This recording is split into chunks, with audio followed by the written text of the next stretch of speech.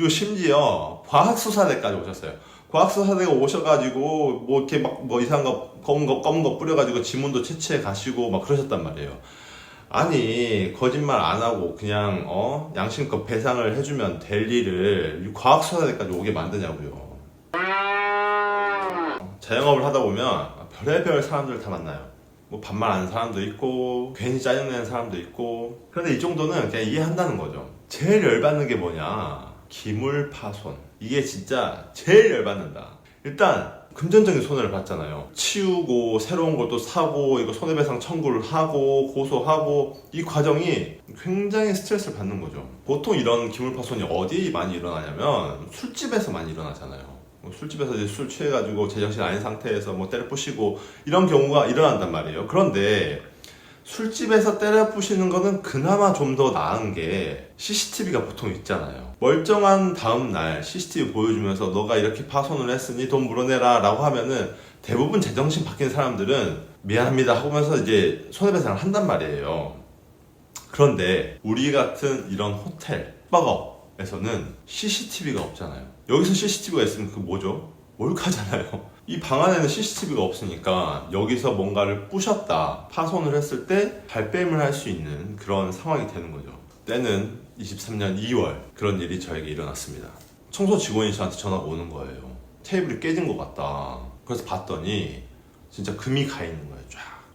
방금 퇴실한 손님이 깼나? 이런 생각이 먼저 들지만 그래도 조심해야 되는 게 아닐 수도 있잖아요. 이 손님이 깬 게 아닌데 깼다라고 하면은 이제 당연히 실례니까 좀 조심스러운 거죠. 그래서 그 깨진 걸 유심히 봤는데 이게 그냥 자연적으로 조금 오래 사용하다 보니까 실금이 갔고, 그 실금이 간 게 오래되다 보니까 금이 간 것이냐, 아니면은 방금 묵었던 사람이 깬 것이냐, 이걸 보기 위해서 조금 더 살펴봤는데 보시는 것처럼 정확하게 타격 지점을 발견했어요. 이 부분에 뭔가를 내리쳐서 깨트린 거죠. 그것도 한 번만 친 게 아니라 두 번, 세 번 쳤어요. 움푹 패여진 이 타격 지점 주변에 대리석 가루들이 뿌려져 있어요. 그러니까 파편이 튄 거죠. 이걸 보고 이제 저는 명확해진 거죠. 아, 방금 나간 그 손님이 깼구나. 이 심증은 이제 확실해요. 그럼 이제 자백을 받아야 되는데, 이제 이럴 때 보통 긴장된 상태에서 전화를 해요. 아, 제발 순순히 인정해 줬으면 좋겠다, 이런 마음을 가지고 이제 전화를 하는데, 아, 방금 퇴실하시고 저희가 청소를 하는데 대리석 테이블이 깨져 있었다, 혹시 아시는 게 있느냐 라고 이제 여쭤봤는데, 뭐라고 답을 했냐면, 우리가 안 깼는데요, 증거 있어요?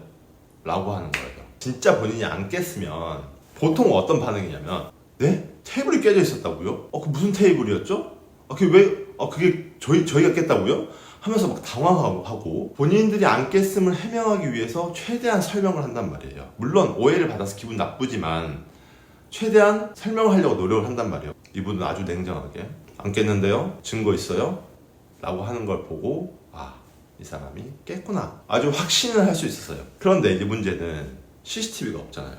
CCTV가 없는데 이 사람한테 도대체 어떻게 테이블의 값을 받아낼 것이냐, 이게 험난한 과정이 예상이 된단 말이에요. 그럼 우리 같은 자영업자들은 선택의 기로에 놓이게 돼요. 이 사람한테 당신이 깬 거 아니냐, 경찰을 고발하겠다, 뭐 이런 실갱이하고 이런 것들이 너무 스트레스 받으니까 그냥 오케이, 내가 속아줄게 하고 넘어갈 것이냐, 아니면 끝까지 싸워서 어떻게든 받아내는 노력을 할 것이냐, 받을 수 있을지 없을지 몰라요, 받아내려고 노력을 할 것이냐, 이 선택의 기로에 놓이게 되는데, 제가 예전에 해봤는데 지금 그냥 배상을 안 받고 넘어가면 돈이 문제가 아니라 너무 열이 받아요. 지금만 열이 받는 게 아니라 한 달 뒤에도 문득 생각나면서 열이 받고, 두 달 뒤에도 문득 생각나면서 열이 받아요. 대리석 테이블 볼 때마다 생각나서 열이 받아요. 제가 해보니까 그렇더라고요. 그냥 넘어가면은 결국 억울한 건 저잖아요. 그 사람의 뻔뻔한 태도, 안 깼는데요? 증거 있어요? 라는 그 뻔뻔한 태도가 계속 생각나면서, 모르겠어요, 제가 하남자라서 그런지 상남자 상여자들은 그런 생각 안 할지 모르겠는데 저는 하남자라서 그게 계속 생각이 나더라고요. 그래서 안 되겠다, 이거는 돈이 문제가 아니라, 물론 비싼 테이블이었어요. 50만 원 하는 테이블이었는데 돈을 떠나서 이거는 내가 무조건 배상을 받아야겠다, 그런 마음을 가지고 경찰에 고발을 했습니다. 고소명은 이제 재물손괴. 이제 고소를 하니까 경찰분이 오셨어요. 이제 현장 확인을 하러 오신 거죠. 그리고 심지어 과학수사대까지 오셨어요. 과학수사대가 오셔가지고 뭐 이렇게 막 뭐 이상한 거 검은 거 뿌려가지고 지문도 채취해 가시고 막 그러셨단 말이에요. 그렇게 과학수사대까지 오셨는데 경찰관 분뿐만 아니라 과학수사대 분들도 이게 지문이 나온다고 해서 이게 물증이 되기는 쉽지 않다. 뭐 어쨌든 객실을 썼기 때문에 당연히 지문이 있는 거야. 당연한 거고 그 지문이 어떤 테이블을 깨기 위해서만 존재하는 지문은 아니잖아요. 그러니까 입증이 쉽지 않을 수 있다. 이런 이야기를 하시더라고요. 저도 뭐 이런 일을 한두 번 겪어본 게 아니기 때문에 저도 알죠. 그러니까 지금부터 이거는 증거 싸움으로 가는 게 아니라 오케이, 증거 없는 거 알겠어.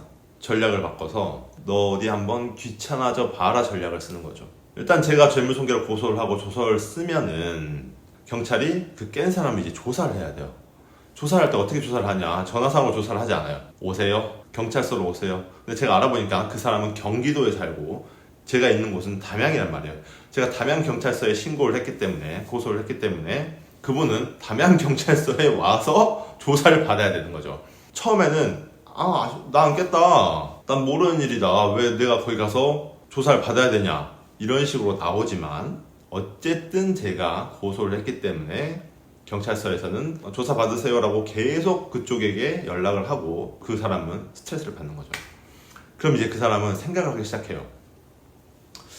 야, 이게 내가 담양까지 가는 차비, 그리고 조사 받으려고 담양까지 가면은 그냥 하루를 통째로 날리는데, 만약 직장인이라면 연차를 써야 되고, 만약 자영업자라면은 하루를 통으로 쉬어야 되는데, 이게 과연 나한테 이득일까? 차라리 그냥 돈을 주고 합의를 하는 게 낫지 않을까?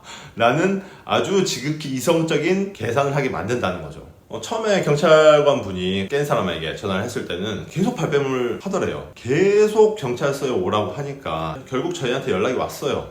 테이블값 배상해주면 고소 취해주는 거 맞냐고. 생각보다 금방 두 손을 들고 저희에게 합의를 하려고 연락을 하시더라고요. 저희는 일단 열받은 게 있으니까 사과부터 하라고 했죠. 진심으로 사과를 하셔야지 저희가 합의를 하든 말든 할 거 아니냐. 그땐 좀 이제 세게 나갔죠. 그러니까 이제 그분이 불미스럽게 심력 끼쳐드려서 죄송합니다 뭐 이러시더라고요. 그렇게 이제 사과를 받고 돈도 배상받고 그렇게 이제 사건이 끝났는데 처음에는 이렇게 쉽게 끝날 거라고 생각하지 않았어요. 왜냐면 너무 뻔뻔하게 나왔거든요. 경찰관 분들이 연락을 했을 때도 아주 완강하게 부인을 했다고 하시더라고요. 그래서 이거 쉽지 않겠다 라고 생각했고, 제가 어떻게 할까까지 생각을 했냐면, 그분이 부부였는데 아이와 함께 왔어요. 그리고 이 주변에 사는 지인 2명도 그 방에 들어갔다가 나왔더라고요. 만약 끝까지 발뺌을 한다고 하면은 경찰관분에게 그곳에 왔던 지인들 그리고 그 아이까지 참고인 조사를 해달라 라고 요청을 하려고 했어요. 그러니까 50만원 아끼려고 당신 지인이 참고인 조사 받으려고 경찰서까지 왔다 갔다 하는 상황, 그 상황 당신이 견딜 수 있으면 한번 견뎌봐, 이런 메시지를 주는 거죠. 다행히 뭐 그 정도까지는 안 갔지만 자영업을 하다 보면 이런 부당한 상황들이 사실 꽤 종종 생기기도 해요. 그때마다 예전에는 그냥 제가 참았거든요. 누가 봐도 고객의 명백한 잘못이라면, 그래서 내가 칼춤을 춰야 되는 상황이라면 그냥 시원하게 한번 칼춤을 추고 이걸 내 마음속에 이응어리를 푸는 게 맞다. 그리고 일반 손님에게는 편견 없이 친절하게 그렇게 고객을 대하는 게 좋은 게 아닌가 싶습니다. 제 이야기가 도움이 되셨다면 구독과 좋아요 부탁드립니다. 감사합니다.